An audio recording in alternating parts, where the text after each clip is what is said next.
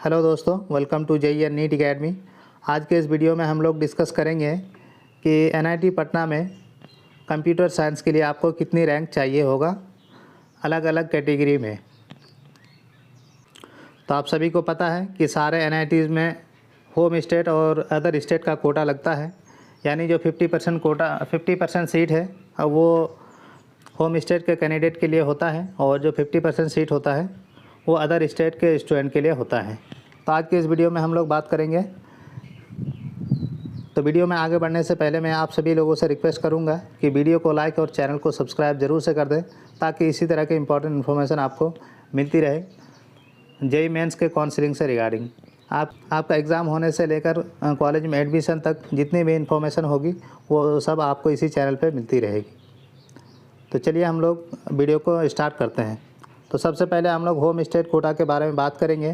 तो अगर आप होम स्टेट कोटा से जनरल कैटेगरी के स्टूडेंट हैं तो आपको रैंक चाहिए होगा 14,900 रैंक तक आपको कंप्यूटर साइंस मिल जाएगा एनआईटी पटना में। अगर आप फीमेल कैंडिडेट हैं जनरल से तो आपको कंप्यूटर साइंस के लिए रैंक चाहिए होगा 23,590 रैंक तक आपको कंप्यूटर साइंस मिल जाएगा एनआईटी पटना में।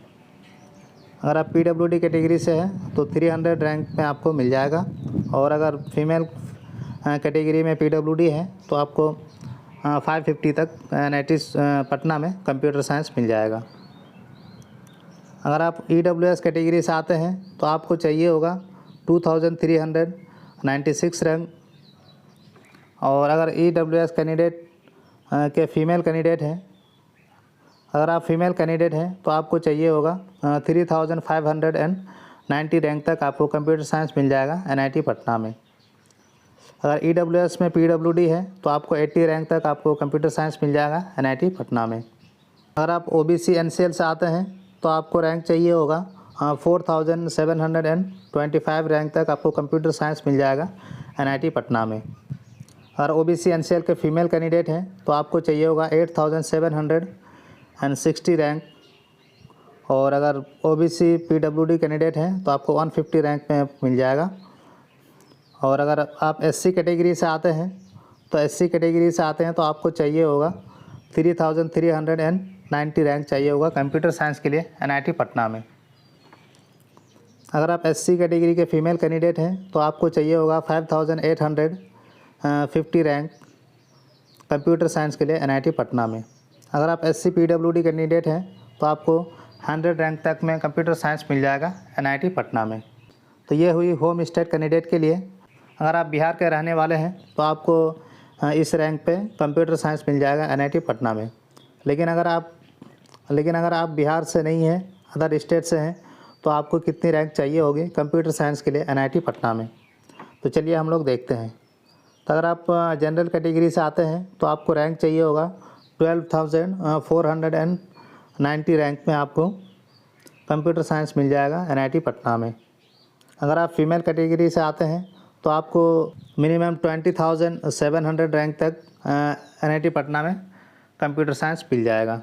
अगर आप पीडब्ल्यूडी कैटेगरी से आते हैं तो 386 रैंक पे आपको मिल जाएगा।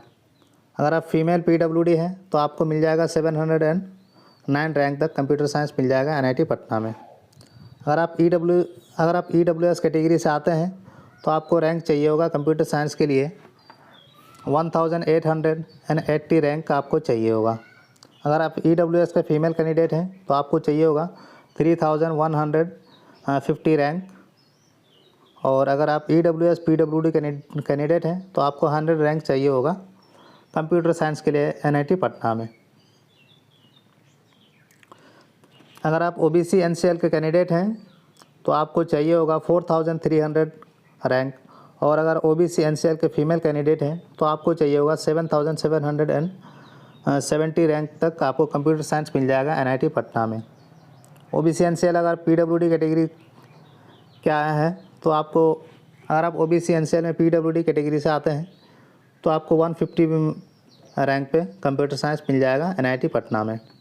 अगर आप एससी कैटेगरी से आते हैं तो आपको चाहिए होगा 2,080 रैंक, और अगर आप एससी के फीमेल कैंडिडेट हैं तो आपको चाहिए होगा 3,348 रैंक चाहिए होगा।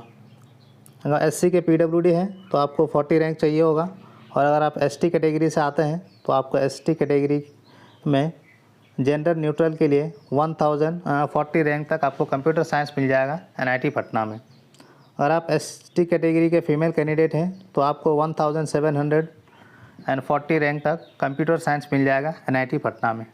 तो आई होप कि आप लोगों को समझ में आ गया होगा कि कंप्यूटर साइंस के लिए NIT पटना में डिफरेंट कैटेगरी के स्टूडेंट के लिए कितनी रैंक आपको चाहिए होगी। तो आई होप कि आप लोगों को ये वीडियो इन्फॉर्मेटिव लगा है। तो अगर वीडियो इन्फॉर्मेटिव लगा है तो वीडियो को लाइक और चैनल को सब्सक्राइब जरूर से कर दें, ताकि काउंसलिंग से रिगार्डिंग जितनी भी इन्फॉर्मेशन है वो आपको मिलती रहे, ताकि आपको एडमिशन में कोई प्रॉब्लम ना हो। Thank you so much for watching this video.